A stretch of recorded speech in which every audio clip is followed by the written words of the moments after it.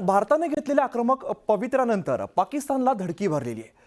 भारताने सिंधू नदीचं पाणी रोखण्याचा निर्णय घेतलाय, तर सर्जिकल स्ट्राईकची धास्ती घेतलेल्या पाकिस्तानच्या पंतप्रधानांनी उच्चस्तरीय बैठक बोलावलेली आहे। भारतासोबतचा व्यापार रोखण्याची घोषणा पाकिस्तानकडून करण्यात आलेली आहे।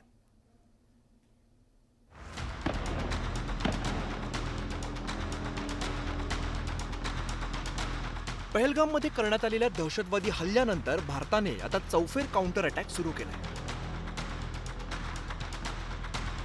दिल्लीत वेगवेगळ्या राजकीय घडामोडी आता सुरू झाल्या।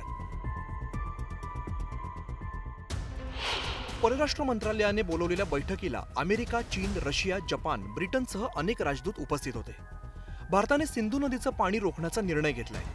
पाकिस्तानी नागरिकांना 48 तासात देश सोडण्याचा आदेश देण्यात आलाय। शिमला करार सुद्धा स्थगित करण्यात आलाय। मेडिकल व्हिसाही कार्यरत राहणार नसल्याचा आदेश देण्यात आलाय।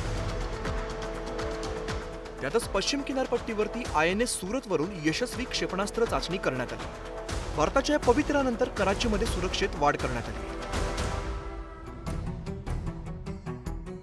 घाबरगुंडी उडलेल्या पाकिस्तानच्या पंतप्रधानांनी उच्चस्तरीय बैठक बोलावली होती। यात लष्कर प्रमुख, ISIचे प्रमुख उपस्थित होते। दरम्यान पाकिस्ताननेही काही निर्णय घेतलेत।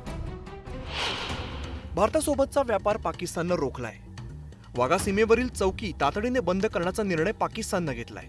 पाकिस्तानी नागरिकांना मायदेशी परतण्याच्या सूचना करण्यात आल्या। सार्क व्हिसा सवलतीच्या अंतर्गत भारतीय नागरिकांना देण्यात आलेले सगळे व्हिसा रद्द करण्याचा निर्णय पाकिस्ताननं घेतलाय।